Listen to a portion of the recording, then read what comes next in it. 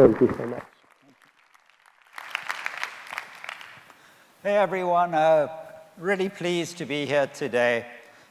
Just how many people know the story of Ceridian? How many of you actually heard about us? So well, I see a few faces, okay. So that explains it. So what I'm going to do today is I'm going to start off just introducing who we are as an organization. And then I'll tell you a little bit about my story. And then I'm going to use Ceridian as a case study of how to scale up an organization, and I'll ground it in kind of the three learnings that I've had probably over being a serial entrepreneur for, God, quite a long time, since about 88. So Ceridian started as Dayforce in 2009, started in Toronto. Today, our revenue guidance for the year is about $1.1 billion. In Canada, we are the #2 hirer of tech positions. We account for about 2% of all the job postings that you see in the Canadian marketplace. So if there are any developers inside the audience, please reach out. In terms of market value, Reza mentioned that we traded about a $9 billion Canadian valuation. We IPO'd last year at around a $5 billion or $4 billion valuation, so great appreciation. And all of this has happened just through unbelievable growth of this Dayforce platform, which according, up until Q2, we were growing at about 32% year over year. My story, I graduated from the University of Toronto in 1988. I have no idea what I'm going to be doing. I find an opportunity around risk management financial services. I built an application that does pricing and risk, and I sold that to the CIBC. And that ends, I have nothing to do, so I go off to MBA school, I go to Harvard, I do an MBA. Come out of MBA school, I get a couple of job offers, I don't want to work for anyone. And so I start another business, grows really, really quickly. I sold that to a Japanese company in 1997. Non-compete, about a year and a half, 2 years. I learned how to sail. I travel around the world. In 1999, I start up again. I started a company called WorkBrain. Grows really, really quickly, say 0 to about $130 million US in about 4 years. Take that public, run out of market space, sell the company to Infor. Another non-compete. This time I take up cycling, cycle about 9,000 kilometers. And then I start up a company called Dayforce in 2009. Really exciting story. We get going, we analyze the market, do a reverse takeover of Ceridian in about 2012, move everyone to Toronto, build up a great organization, take the company public, and obviously have done really, really nicely. So over 30 years, what are the three major learnings that I've had? Because I've had startups of all different scale. The first and probably the most important point is that you have to solve a massive problem, and you have to solve it elegantly. So if I bring that down, what does it mean? My first business, I was obviously a smart guy, I had a math background. I set out to solve how do banks price risk. Not many people understand that. It's a niche product. Who am I going to sell it to in Canada? There are 5 customers.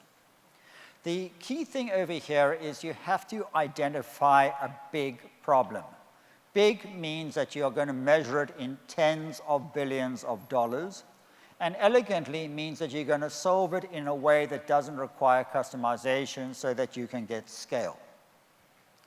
The second part about it is that you have to identify and you have to be able to clearly articulate how you're going to deliver quantifiable value to your customers. And again, when entrepreneurs approach me and they go through their business plans, more often than not, I have no idea what they're talking about.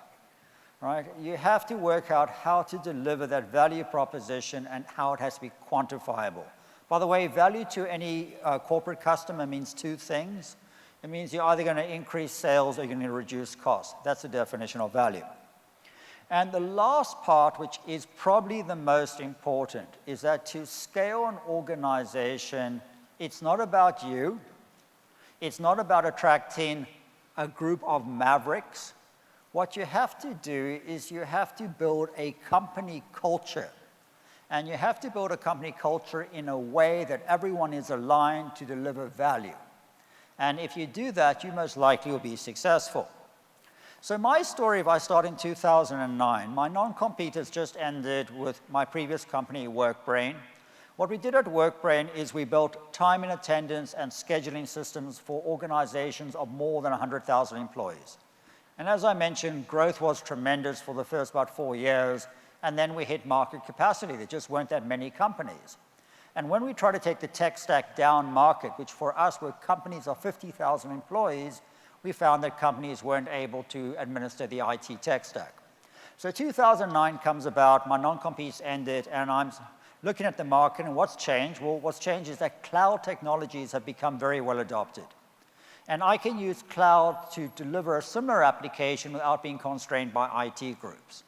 And because I am very, very sensitive to addressable market, I look at the adjacent space to time and attendance, which is payroll. So time and attendance, clock in, clock out.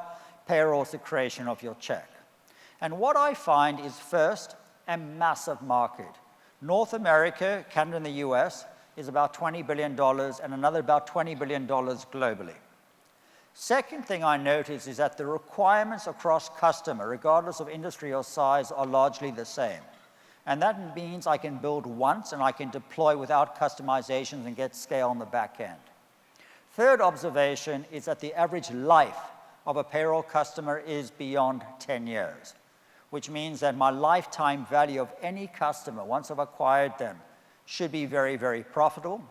And my last observation is when I speak to customers of payroll companies, they say, we would like the payroll company to give us recruiting, learning management, compensation management, performance management.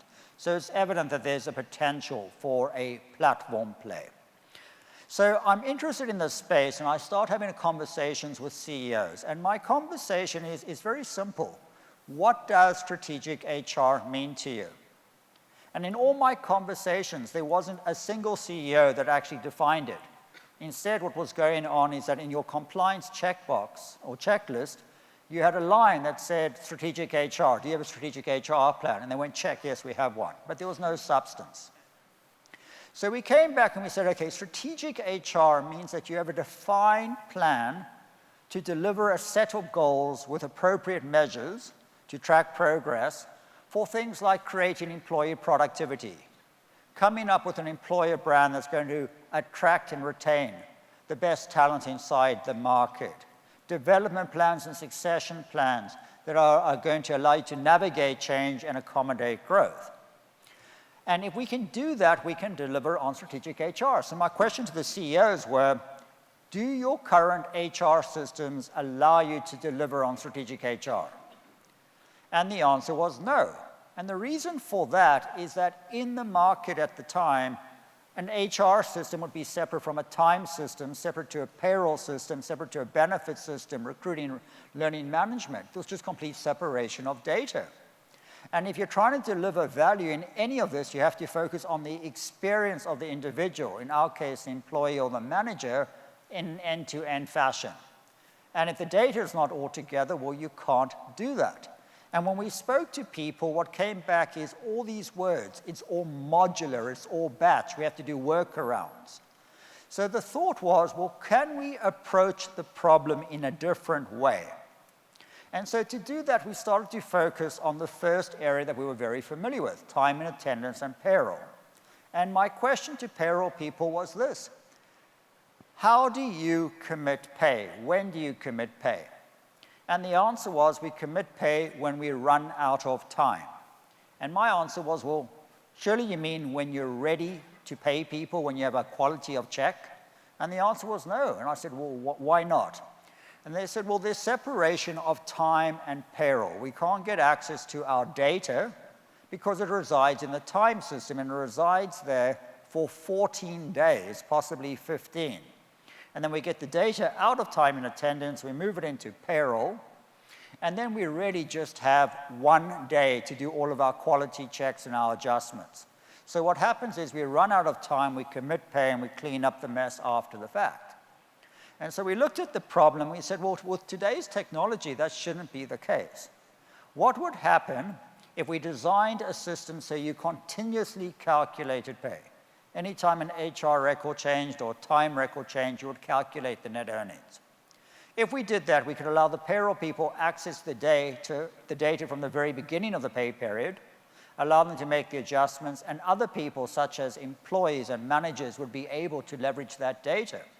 So we tested that value proposition, and it scored tremendously with people.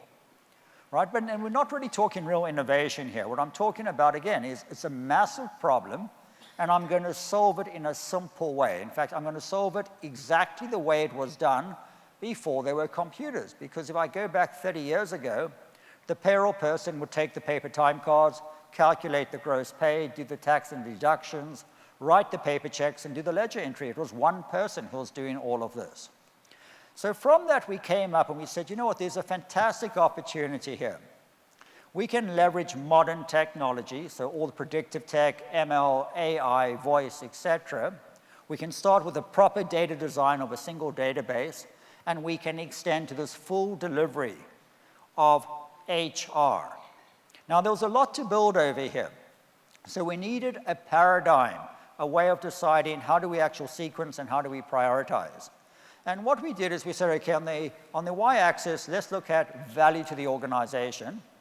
And on the x-axis, let's look at frequency of interaction from a manager and employee perspective, and let's build in accordance of waves, starting with the highest frequency of interaction with the most amount of value that we can deliver.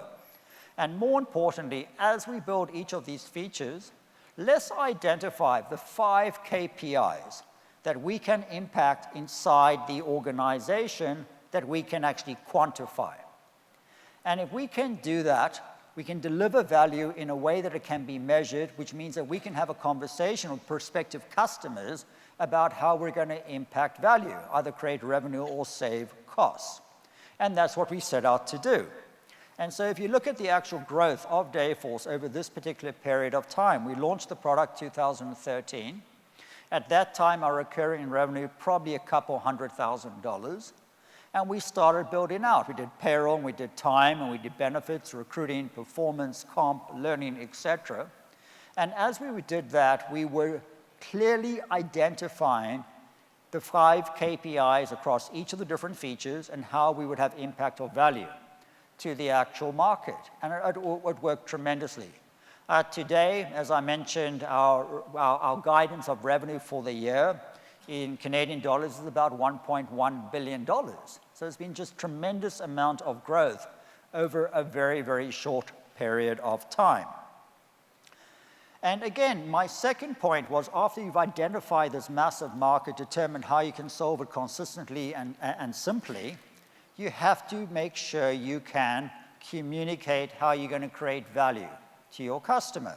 So for us, for example, we did Rubio's. Rubio's is the home of the fish taco. They employ about 6,000 people. In their organization, we saved them about $2 million in reduction of recruiting and employee onboarding expenses. Guitar Centers, about a 10,000 employee retailer in the US, amazing place. They have these kind of studios. You buy all different types of music equipment. In their case, we delivered value of about $8 million, a 10 times ROI on their investment. And again, as we're doing this, we're completely focused on what are those 5 KPIs we're going to have impact on.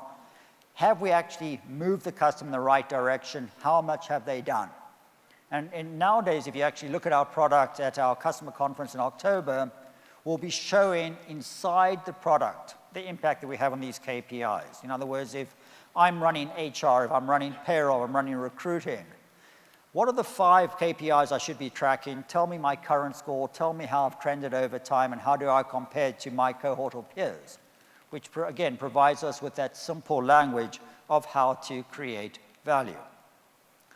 The third lesson I had was, again, you have to create culture. You have to have a culture that's going to allow you to consistently grow.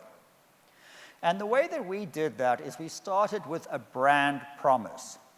And a brand promise is, what is your organization going to deliver to the market? For us, we chose makes work life better. The idea was that any person using our services or our products, their work life would be improved, whether you were an employee or whether you were a CEO. The brand promise applied internally, and it applied very nicely on an external basis. And then surrounding the brand promise, we clearly identified values. And what I mean by that, if I take optimism, we say optimism begins with careful preparation, and that preparation leads to knowledge. And that knowledge creates confidence, and confidence leads to success. If you're optimistic and you haven't done the proper preparation, well, then you're just foolish. So just very, very clearly identifying what those values were. And now the brand promise combined with the values creates your framework for attracting the best people that you can get in the market. In today's employee market, people want to work for organizations that are going to have impact and change the world that they live in. From our perspective, it's gone nicely. We've won pretty much every workplace award there is, whether it be best places to work. We're EDGE certified. EDGE is effectively like the ISO standards for inclusion and diversity inside the workplace. Best places to work for working mothers. And when people say, how did you do this? Well, you've got your core values, and then you start focusing on programs that really create work-life flexibility. What does that mean? The first program we rolled out was something called a Take Two program. The idea about that is at any time you could take off 2 hours without approval to do whatever you wanted to do. Go for a bike ride, go to a kid appointment, take care of a parent. And once we had that very well adopted inside the organization, we moved to flexible PTO. Flexible PTO, no balances, take off as much time as you want whenever you want. And again, we're trusting the employee, a lot of confidence in the people. The idea of flexible PTO isn't that you go off for 3 months. Really, it's about that if I want to take a day off to take care of a parent, to take care of my kid, do something, it shouldn't come out of my annual leave because you want people to recharge and take the necessary amount of time. The third program we rolled out that had massive impact, that was aligned to our brand promise, was the idea that you could work from home, that we trust you, that you'll deliver according to your goals, regardless of where you were. Massive impact if you have a large population of women, which I hope everyone does. We have 52% of our employee base identify as being female. Many of them have young families. This allows them to take care of their kids, schedule work around it, but massive in terms of generating impact into the actual market.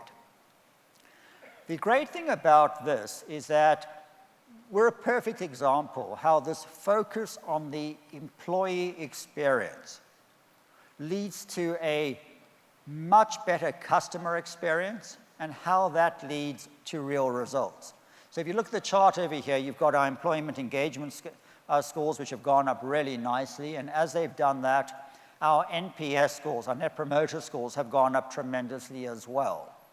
And if you look at real business performance, if I look at the Dayforce revenue line, we've grown it at a compounded annual growth rate of about 58% from 2012. We've taken live over 4,000 different organizations on the platform during that period of time. In the last 12 months, we onboarded 698 customers, and the customers are tremendous. I mean, if I look at financial services, great customers like BlackRock, the largest fund manager in the world, American Express, great retail brands, manufacturing brands. We do about 30–40% of the NFL teams nowadays, but all completely tied to delivering value to these organizations. In 2018, in April, we took the company public. We dual listed on the New York Stock Exchange and on the Toronto Stock Exchange. Really a wonderful experience.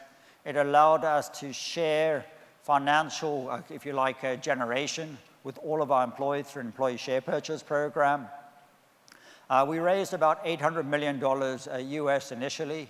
Since then, we've done about 4 or 5 secondaries, each around the $500 million US mark. Last year, we were the second best performing IPO stock in the US, which I think is really wonderful.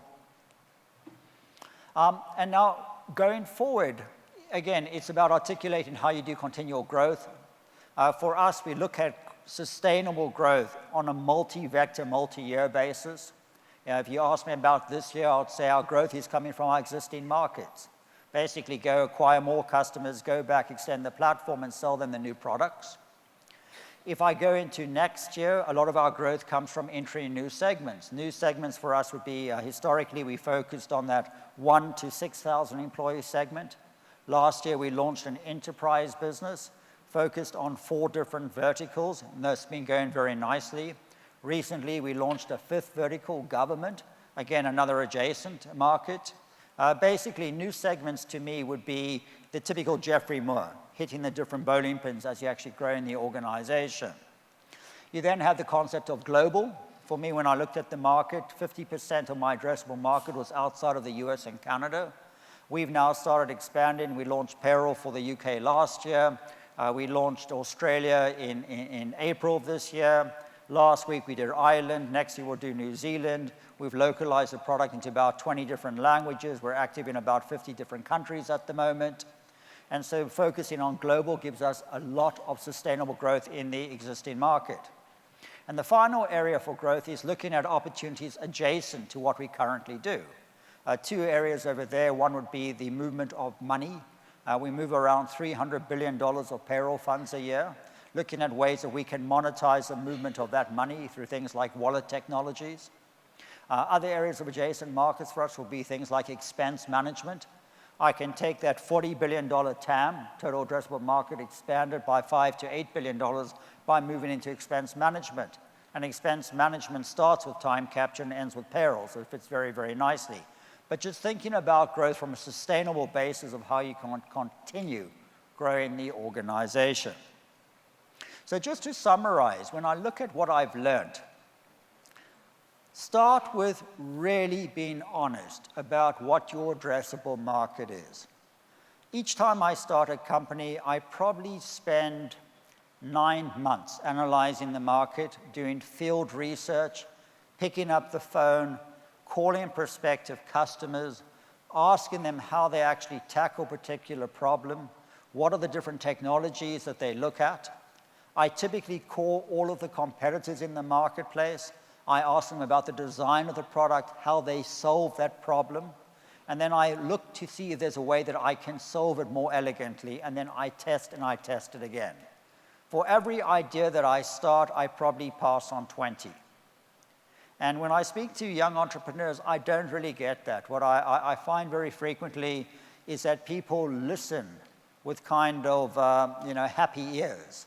And if they hear some negative feedback, they discount it. That negative feedback is what you want to hear, because the one thing that you can't do is you can't create market.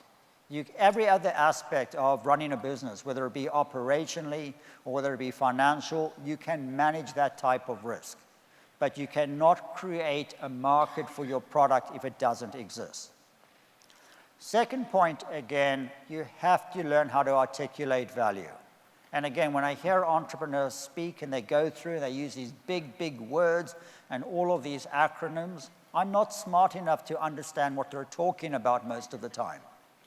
So bring it down into simple words, 1 or 2 syllables, and really identify how you're going to quantify value at the customer.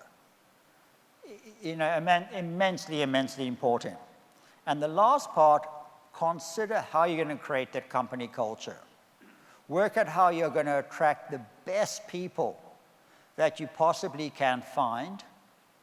And be mindful that the culture that you're going to start off with is not going to be the culture that you're going to end off with.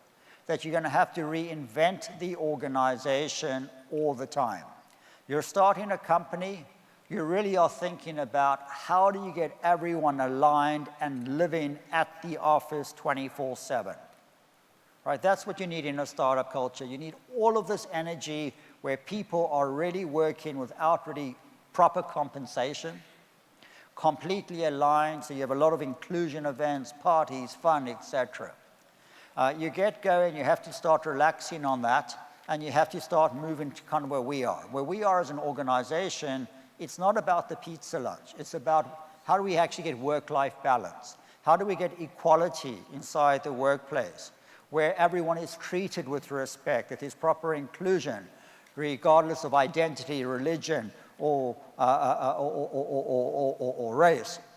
How do we actually think about equality in terms of career progression? Right? In any organization or young organization, typically you find that there are inner circles of inclusion, and if you're part of that inner circle, you get the great opportunities and you're treated in a different way. Larger organizations have to work out how to break through that and how do you create the values that really surround that.